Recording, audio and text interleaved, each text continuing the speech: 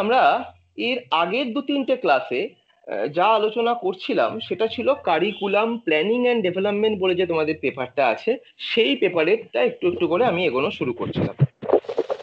তাই ওই curriculum planning and development এই জায়গাটা করতে গিয়ে প্রথম দিকে যেটা আলোচনা করেছিলাম একটু মনে করে দিই, অন্তত যারা ছিলে বা ছিলে না, যে কারিকুলাম বলতে গেলে কি বোঝায়, তার ক্যারেক্টারিস্টিক্স কি, বা তার কিছু ডেফিনিশন। এর আগের দিন থেকে যেটা শুরু করেছিলাম সেটা হচ্ছে কারিকুলামের কিছু টাইপস, মানে কত রকমের কারিকুলাম হতে পারে। এর জাস্ট আগের দিন, মানে মোস্ট প্রবাবলি পরশু দিনই, আমি আলোচনা করেছিলাম প্রথম যে টাইপটা, সেটা ছিল কারিকুলাম এর 1 নম্বর, সেটা ছিল টিচার সেন্ট্রিক কারিকুলাম বা টিচার রিলেটেড কারিকুলাম, বা সেটাকে আমরা কখনো কখনো সাবজেক্ট সেন্টার্ড কারিকুলামও বলে থাকি। একটুখানি তোমাদের যারা অন্তত ছিলে বা ছিলে না, তাদের কাছে একটু মনে করে দেওয়ার জন্য আমাকে একটু সুযোগ দাও, আমি স্ক্রিনটা একটু শেয়ার করি। আমার স্ক্রিনটাই তোমরা দেখতে পাবে এবং আমি যা দেখবো তোমরাও তাই দেখতে পাবে। একটু সুবিধা হবে তাহলে। আমি যে জায়গাটা পড়াতে চলেছি সেটা অন্তত এখানে যে একটা পিপিটি দেখিয়ে পড়াবো সেটা অন্তত তোমরা দেখতে পাবে। আশা করছি দেখবে একটু পরেই আমার স্ক্রিনটা তোমরা দেখতে পাবে। আমাকে যে কোনো একজন বা দুজন একটু একটু অডিওটা অন করে বলো যে আমার স্ক্রিন, আমি যেটা দেখছি টাইপস অফ কারিকুলাম একটা পিপিটি দেখা যাচ্ছে, সেটা তোমরা দেখতে পাচ্ছ কি? স্যার দেখা দেখা যাচ্ছে। যাচ্ছে, হ্যাঁ স্যার। Very good. আমি তোমাদের আগের দিনই বলেছিলাম যে যদি পারো ফোনটাকে পোর্ট্রেট থেকে ল্যান্ডস্কেপ করে নাও, চওড়া করে নাও, তাহলে হয়তো এটা একটু দেখতে তোমাদের সুবিধা হবে। আমিও তাই করে নিয়েছি। একটু খেয়াল করে দেখো, মনে করে। তোমরা যারা রয়েছো, যারা যারা নতুন জয়েন করবে তাদেরকে বলে দেবো অবশ্যই এসে অডিওটা অফ করে দাও, শোনো। যখনই যেখানে কোনো অসুবিধা হবে, প্রয়োজন হবে, তোমাদের হাতে তো আছেই জিনিস, অডিওটা সঙ্গে সঙ্গে আনমিউট করো, করে আমাকে সেই জায়গাটা প্রশ্ন করো। এমন নয় যে আমি গোটাটা পড়ানোর পর তবেই প্রশ্ন করবে, এমন কোনো ব্যাপার নেই। কারণ তোমাদের অডিওটা অফ করতে বলা এই কারণেই, যাতে ধরো প্রায় 20-25 জন আছো, তোমাদের বিভিন্ন শব্দ পারিপার্শ্বিক সেগুলো যাতে আমাদের সবার কানে না পৌঁছয়। আমারটা তো অডিও অন আছেই, কারণ আমাকে ধরো বলে যেতে হচ্ছে। একটু খেয়াল করে দেখো, টাইপস অফ কারিকুলামে আমি তোমাদের বলেছিলাম যে প্রধানত 5টা টাইপস। আমি আলাদা আলাদা করে একটু ডিটেলসে আলোচনা করব, কারণ এগুলোকে বেস করেই কিন্তু আমাদের যে বিভিন্ন যে আমাদের ডিগ্রিগুলো আমরা পেয়ে থাকি, বা বিভিন্ন যে আমাদের ডিগ্রি বা ডিপ্লোমা হয় তার কারিকুলাম গুলো রচিত হয়। এছাড়াও আরো বেশ কিছু ছোট ছোট কারিকুলাম আছে, সেগুলো আমরা পরে একটু একটু করে দেখে নেব। আগের দিন আমরা আলোচনা করেছিলাম সাবজেক্ট সেন্টার কারিকুলাম। একটু খেয়াল করে দেখো, আমি তোমাদের মনে করিয়ে দিয়ে যাচ্ছি এবং জাস্ট স্লাইড গুলো দেখিয়ে দিয়ে যাচ্ছি, কারণ এগুলো ধরো আর খুব বেশি ধরো এখানে সময় দিতে গেলে হবে না, গোটাটা ধরো একবার করে বলতে গেলে হয়তো সময় যাবে। তাই সাবজেক্ট সেন্টার কারিকুলাম বলতে কি বোঝায়, অনেক পুরনো সময় থেকেই এটা চলে আসছে, এটা অনেকটা রিজিড কারিকুলাম, এই ব্যাপারগুলো আমরা আগের দিন আলোচনা করেছিলাম। সাবজেক্ট কারিকুলামের বেশ কিছু ক্যারেক্টারিস্টিক্স আলোচনা করেছিলাম, দেখো এক্ষুনি তোমাদের সামনে আসবে যে ক্যারেক্টারিস্টিক্স গুলো কি ছিল। এটা ফিউচার ইউজের জন্য থাকে, progress is measured, student learner সাবজেক্টের জন্য থাকে, pre determined uniform standard of knowledge হিসাবে থাকে, এবং প্রত্যেকটা একটা আলাদা আলাদা এন্টিটি থাকে। এই ধরনের বেশ কিছু ক্যারেক্টারিস্টিক্স ছিল। আরো বেশ কিছু ক্যারেক্টারিস্টিক্স ছিল, দেখো তোমাদের সামনে আমি খুব তাড়াতাড়ি দেখিয়ে যাচ্ছি, কারণ এগুলো আমাদের হয়ে গেছে। Practice in skill is emphasise, এটাও একটা ক্যারেক্টারিস্টিক। সাবজেক্ট ম্যাটার কিন্তু খুব সহজেই অ্যাডাল্ট বা এক্সপার্টসদের জন্যই তৈরি করা হয়। Learning subject matters is an end in itself, বলেছিলাম যে সাবজেক্ট ম্যাটারটা মানে অধ্যয়ন করাটাই শুধুমাত্র এই কারিকুলামের শেষ। এরপরে বেশ কিছু অ্যাডভান্টেজেস এবং বেশ কিছু ডিসঅ্যাডভান্টেজেস এই সাবজেক্ট সেন্টার্ড কারিকুলাম, বা আমরা এখানে কখনো কখনো সিনোনিমাসলি টিচার সেন্ট্রিক কারিকুলামও বলে থাকি, তার আলোচনা করেছিলাম। তার মধ্যে তোমরা দেখতেই পাচ্ছ যে অ্যাডভান্টেজ কি কি ছিল, এবং প্রধানত যে ডিসঅ্যাডভান্টেজ গুলো ছিল, এখানে কিন্তু টিচারদের খুব একটা ইনোভেশনের জায়গা ছিল না। স্টুডেন্টরাই কিন্তু বেশিরভাগটাই মেমোরাইজ করে, বা সেটাকে আমরা অনেক সময় রোট লার্নিং বলি, ROTE, রোট লার্নিং এর মাধ্যমেই কিন্তু তারা শুধুমাত্র সাবজেক্টটাকে মুখস্থ করে, করে পরীক্ষায় কিন্তু জাস্ট লিখে দিয়ে চলে আসে। তো এইটা পর্যন্ত ছিল আমাদের সাবজেক্ট সেন্টার্ড কারিকুলামের। আরো কয়েকটা ডিসঅ্যাডভান্টেজ ছিল, পরে একবার রিভাইন্ড করে আগের ক্লাসটা বা এখানে একবার দেখে নিতে পারো। তো এগুলো ছিল কিছু অ্যাডভান্টেজেস এবং বেশ কিছু ডিসঅ্যাডভান্টেজেস। আজকে যেটা নিয়ে আলোচনা করতে চাইবো সেটা হচ্ছে লার্নার সেন্টার্ড কারিকুলাম। সেটাকে আমরা কখনো কখনো সিনোনিমাসলি, তোমরা জানো, লার্নার সেন্টার্ড কারিকুলামকে আমরা স্টুডেন্ট সেন্টার্ড কারিকুলাম বলতে পারি, চাইল্ড সেন্টার্ড কারিকুলামও বলতে পারি। একটু ফলো করো, আমি একেবারে এখানে যেটা লেখা আছে সেগুলোই আস্তে আস্তে বলে বলে তোমাদের বলে দেখিয়ে যাচ্ছি, এবং তোমরাও আমার সাথে চোখে এটা দেখো এবং আমার ভয়েসটাকে ফলো করো, তাহলে কিন্তু খুব সুন্দর করে বুঝে যাবে। দেখো প্রথমেরটা কি বলা আছে। The modern teaching learning process aims at the all round development of the child. কোন কোন দিক দিয়ে না? Physical, intellectual, emotional, social, spiritual and so on. তাই চাইল্ডের এই সমস্ত জায়গাগুলোই কিন্তু এখনকার টিচিং লার্নিং প্রসেসে কিন্তু দেখা হয়। আর কি বলছে না, it has been giving stress on the child or the learner as the center of all kinds of curricular or co-curricular activities। এখানে বলা হচ্ছে যে শিশুকে বা শিক্ষার্থীকে কিন্তু সমস্ত কারিকুলার বা কো কারিকুলার অ্যাক্টিভিটিস যেগুলো আছে সেটার প্রধান বা বৃত্তের যেমন সেন্টার হয়, তার কেন্দ্রবিন্দুতে কিন্তু দেখা হয় বা রাখা হয়। 2 নম্বর কি বলছে, in child centred curriculum the child occupies a pivotal position। pivotal মানে শীর্ষক পজিশন, একেবারে শীর্ষে তাকে রাখা হয়। কি বলছে, that is why modern education is popularly known as pedocentric or child centered education। পেডোক্রেসি মানে ডেমোক্রেসি যেমন হয় শুনেছো তোমরা, ঠিকভাবে পেডোক্রেসি বলেও একটা কথা আছে, সেই কথাটা থেকে পেডোসেন্ট্রিক কথাটা এসছে। ডেমোক্রেসি মানে হচ্ছে মানে জনগণ যেটা দ্বারা চলে বা জনগণ দ্বারা যে জিনিস চলে সেটাকে আমরা ডেমোক্রেসি বলি। পেডোক্রেসি মানে হচ্ছে খুব অদ্ভুত ভাবে, খুব সুন্দর শুনতেও লাগে, যে বাচ্চাদের যারা যা কিছু চলে সেটাকে আমরা বলি পেডোক্রেসি। তাই পেডোসেন্ট্রিক মানে হচ্ছে চাইল্ড সেন্টার্ড এডুকেশন। বেশিরভাগ সময় কিন্তু এটা প্রাইমারি স্টেজেই দেখা যায়। আমি 3 নম্বর আর 4 নম্বর বলবো, তার আগে আবার 2-1 জনকে একটু অনুরোধ করছি। আমি দেখতেও পাচ্ছি এখানে তোমাদের 2-3 জনের এখনো অডিও ধরো অন আছে, যদি পারো অডিওটা অফ করে নাও। তুমি সামান্য ধরো এদিক ওদিক নড়ছো বা শব্দ একটু আধটু চলে আসছে, যদি পারো তোমরা 2-3 জন, আমি দেখতে পাচ্ছি হয়তো অডিওটা একটু অফ করে নাও। 3 নম্বর দেখো কি বলছে, যে লার্নার সেন্টার বা চাইল্ড সেন্টার কারিকুলামের না, this type aims to customize the curriculum as per the needs of the student। শিক্ষার্থীর প্রয়োজন অনুযায়ী কিন্তু এটাকে কাস্টমাইজ করে নেওয়া যায়। কাস্টমাইজ মানে ঠিকঠাক ভাবে সাজিয়ে গুছিয়ে নেওয়া যায়, তাদের মতো করেই রেডি করে নেওয়া যায়।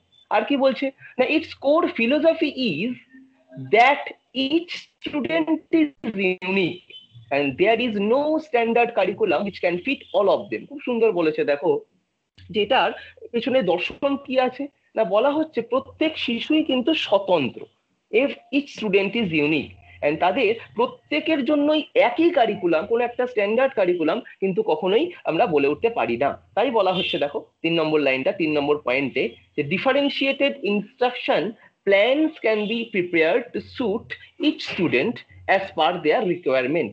মানে কার জন্য কিরকম দরকার আছে তাদের জন্য কিন্তু একটু আলাদা আলাদা করে কারিকুলাম যদি প্ল্যান করা হয় better. But since there is a constraint of time and always to figure out what each student needs uniquely, কিন্তু এখানে একটা অসুবিধা আমরা পাই, কারণ এই এটার জন্য একটা সময়ের ব্যাপার থাকে, একটা বড় সময়ের দরকার থাকে। এবং ধরো আমাদের যাকে একটা ক্লাসরুম মোটামুটি পাবে, মানে কোনো ক্লাসেই প্রায় 40-45 জনের ক্লাস আমরা পাই না অন্তত স্কুল লেভেলে। সেখানে কোন স্টুডেন্ট কোন দিক দিয়ে ইউনিক, কার জন্য কি দরকার, সেটা কিন্তু করতেই আমাদের অনেক সময় লেগে যায়। নেক্সট কি বলছে দেখো, the teacher is to identify the abilities and interest of the child and accordingly to provide and promote his learning experiences properly and efficient।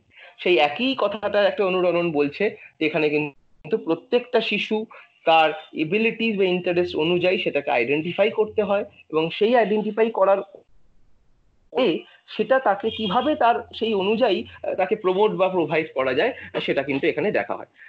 এই লার্নার সেন্টার কারিকুলাম সম্বন্ধে আমি একটু বললাম, তার কিছু ক্যারেক্টারিস্টিক্স একটু আলোচনা করি, যেগুলো কিছুটা আগের স্লাইডেই হয়ে গেছে, তবুও একবার আমরা একটুখানি গোটাটাকে কনক্লুডের মতো করে করি। না, in child centre curriculum the teacher gives emphasis on the child rather than the subject he plans to teach। খুব সুন্দর বলা আছে যে তিনি যেটা পড়াতে যাচ্ছেন তার জন্য সাবজেক্ট ছাড়া তিনি কিন্তু স্টুডেন্ট হিসাবেই সমস্ত কিছু প্ল্যানিং করবেন। একটু ভেবে দেখো, এর আগের কারিকুলামটা কিন্তু ছিল ওই উনি কিন্তু শুধু সাবজেক্ট ওয়াইজই ক্যারি করবেন, এটা কিন্তু পুরোপুরি উল্টো দিকে। 2 নম্বর কি characteristics, emphasise given on the child's ability, interest, growth and development. আমি এক্ষুনি তোমাদের বললাম, আমি আর একটা আলাদা করে আলোচনা করছি। 3 নম্বর বলছে, the child's experience are taken as the basis of teaching and tools for various curricular and co-curricular activities।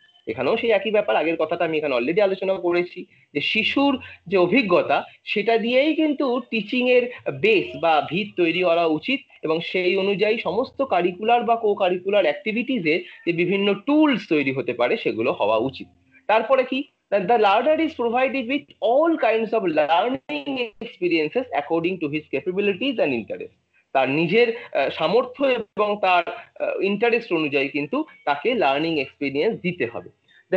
তারপরে একবারে যেটা দেখতে পাচ্ছ 5 নম্বর, the child is to grow to his own or on his own but the teacher is to guide and motivate him। Student তার নিজের মতো করে শিখবে, নিজের মতো করে বেড়ে উঠবে, টিচার খালি সাইডে থেকে তাকে খালি গাইড করে যাবে বা তাকে মোটিভেট করে যাবে। আরো টিচার তিনটে ক্যারেক্টারিস্টিক্স একটু দেখো, যেটা বলে বলে যাচ্ছি। The curriculum plan is based on knowledge of learners need and interest in general and diagnosis of specific needs and interests of the population served by the plan। প্রায় একই কথা বললো, আমি আর ডিটেলসে যাচ্ছি না। লাস্টের আগেরটা কি, the curriculum plan is flexible. খুব ভালো কথা, কারিকুলামটা কিন্তু কখনোই রিজিড হবে না। একটু খেয়াল করে দেখো, আমি একটু আগেই বললাম আগের দিনের যে কারিকুলামটা ছিল সেটা কিন্তু অনেকটাই রিজিড ছিল, এটা কিন্তু অনেকটা ফ্লেক্সিবল। কেন না, to accept new modification to confirm to the needs and interest of the particular learner. মানে কোন পার্টিকুলার লার্নারের কেমন প্রয়োজন হবে সেটা অনুযায়ী কিন্তু নতুন নতুন মডিফিকেশন আমাদের কারিকুলামে করে করে যেতে হবে, তবেই না flexible. In some curriculum design, the learner may develop his her own curriculum plan with the guidance of a teacher। খুব সুন্দর বলেছে দেখো, কিছু কিছু ক্ষেত্রে কিন্তু লার্নার তার অনুযায়ী, তার প্রয়োজন অনুযায়ী, তার ভালোবাসা অনুযায়ী কিন্তু এক একটা কারিকুলাম নিজেই সে তৈরি করতে পারে, অবশ্যই তার টিচারের পরামর্শে। লাস্ট যে ক্যারেক্টারিস্টিক্সটা বলছি দেখো, the learner is consulted tutored individually at difficult points in the curriculum and instruction processes। যেখানে যেখানে কারিকুলামের একটু শক্ত জায়গা আছে বা একটু অসুবিধার জায়গা আছে, সেই জায়গার কিন্তু কিন্তু লার্নারকে কনসাল্টেড করতে হবে এবং তাকে কিন্তু শেখাতে হবে। ফাইনালি আগের দিনের মতোই আমি কিছু অ্যাডভান্টেজেস এবং বেশ কিছু ডিসঅ্যাডভান্টেজ বলে এই লার্নার সেন্টার্ড কারিকুলাম বা টিচার সেন্টার্ড কারিকুলাম বা ধরো আমাদের যে চাইল্ড সেন্টার্ড কারিকুলাম সেটা শেষ করবো। কি কি অ্যাডভান্টেজ আছে আমরা প্রায় অলরেডি ক্যারেক্টারিস্টিক্স দিয়ে পেয়েই গেছি, তবু একবার দেখে নি। আমি এখানে অন্তত দেখানোর জন্য 4টে রেখেছি, আরো অনেক ক্যারেক্টারিস্টিক্স বা অ্যাডভান্টেজ বা ডিসঅ্যাডভান্টেজ কিন্তু আমরা পেতে পারি। তোমরা বেশ কিছু বইও বাজারে রয়েছে বা আমাদের লাইব্রেরিতে আছে, পরে এগুলোকে একবার কনসাল্ট করতে পারো।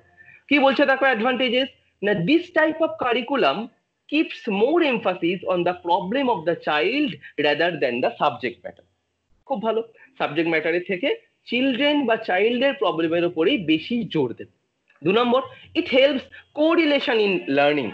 এটা দেখো আমরা এর আগের যে কারিকুলাম ছিল সেটার একটা ডিসঅ্যাডভান্টেজ ছিল, যে আমাদের বিভিন্ন যে পেপারগুলো আছে তাদের মধ্যে কোনো কোঅর্ডিনেশন আমরা থাকে না বা আমরা করি না। এখানে কিন্তু সেটা বলছে যে সে যে শিক্ষা নেবে তার মধ্যে একটা কোরিলেশন থাকা ভালো, বা সেটা থাকলেই কিন্তু এটার একটা অ্যাডভান্টেজ আমরা পাবো। 3 নম্বর advantage, there is a scope for active participation of the child in the learning process। যেহেতু এটা লার্নার সেন্টার্ড কারিকুলাম, তাই আমাদের লার্নারকে বা ছোট যে ছেলে মেয়েদের তাদেরকেও কিন্তু আমরা অংশগ্রহণ করাতে পারবো মানে কিছু একটা শিখতে। আর lastly, the playway approach to help the child to learn in a natural way. খেলার মাধ্যমে শেখা, তোমরা হয়তো একটু আগে পড়ে এসছো বিভিন্ন ফিলোসফিতে, যে এই খেলার মাধ্যমে শেখাতে কিন্তু অনেক বেশি আমরা শিখি বা বাচ্চারা শেখে। তাই এটাও কিন্তু একটা লার্নার সেন্টার কারিকুলামের অ্যাডভান্টেজেস।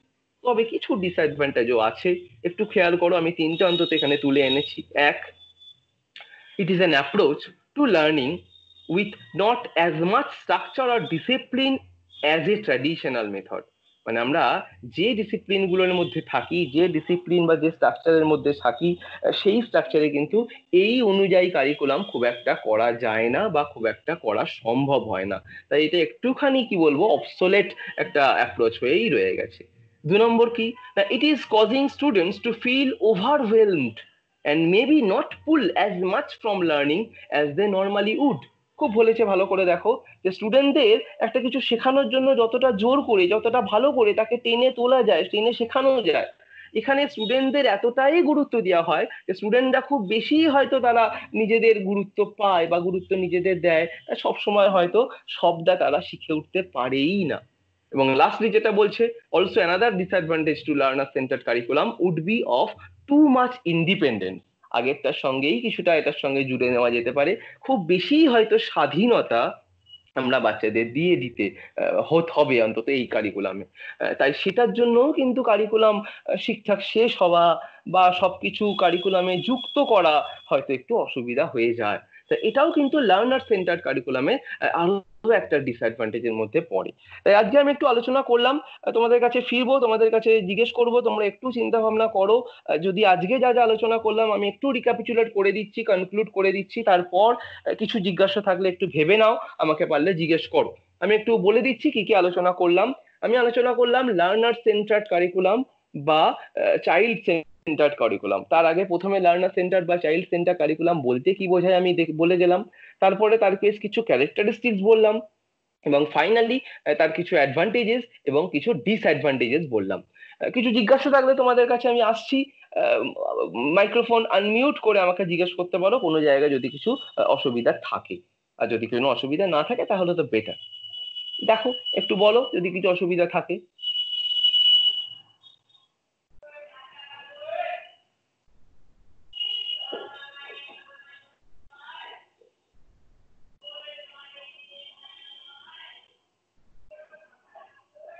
না, মনে হচ্ছে তোমাদের তেমন কোনো অসুবিধা নেই। আশা করছি তা মোটামুটি বুঝতে পেরেছো। আমি তাহলে আবার আগের জায়গায় ফিরবো, আমি যেখানে ছিলাম। যে আমি স্ক্রিনটাও তাহলে আমি অফ করি।